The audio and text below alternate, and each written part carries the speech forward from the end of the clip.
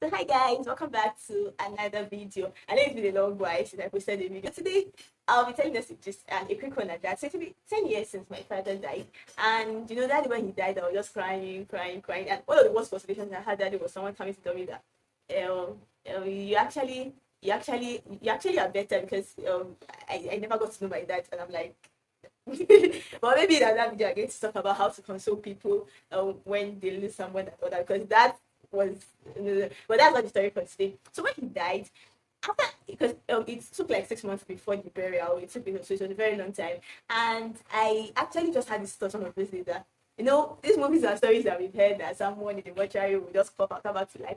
So I was expecting that. I just had this thought that somewhere along the line we're just going to get a call and say that he's alive. I don't know how it was going to happen, but I was just expecting that he was just going to come back to life. And so even when it was time for the burial, even on the burial day, I was still waiting for Baba to cough. I was just waiting for that cough. And when we went to see him before he was laid to rest, I was just looking at him and I was like, just cough. Just cough. That was just the whole thought in my mind. I never told anyone this actually, but that was just the thought running through my mind. I was like, this man, I believe he can still cough and come back to life. And guess what? He was buried and he did not cough. The point when I really cried was when they started pouring, the sand, and I just said, "Wow!" So that's it. It is finished. At that point when he was actually buried, I felt all my hopes, all my aspirations, all the promises he has given me, like everything about me was actually buried with him, and I cried out in my heart. And like, that was actually the point for me when I really, really cried because I felt all my hopes and everything were all buried.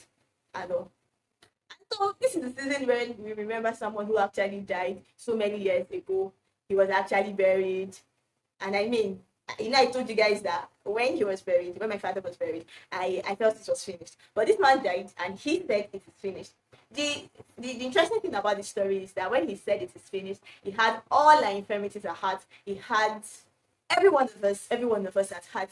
Like he carried all our infirmities and said, "What? It is finished." And guess what? After 3 days, he rose again. And this is the confidence that we actually have that Jesus Christ came, he died, and then that he rose again. Our hopes are not dashed.